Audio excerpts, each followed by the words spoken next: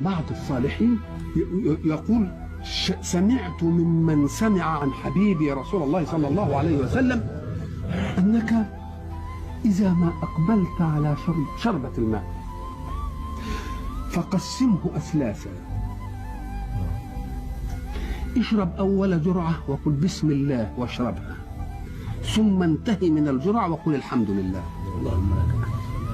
وابتدئ الجرعة الثانية وقل بسم الله، وانتهي منها وقل الحمد لله، ثم اختم بالثالثة وقل بسم الله، واختمها بقولك الحمد لله.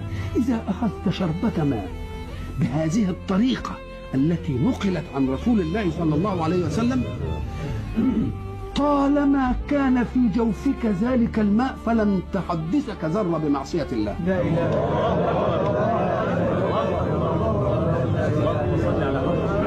وجربها يوما في نفسك، جربها يوم في نفسك كده، سمي كده بسم الله وبعدين قول الحمد لله، وسمي بسم الله وقول الحمد لله، وسمي بسم الله وقول. طالما وجد ذلك الماء في جسمك ما في ذرة تحدثك بانك انت تعصي ربنا فيه. ليه؟ لانك استقبلت النعمة بذكر المنعم ونفضت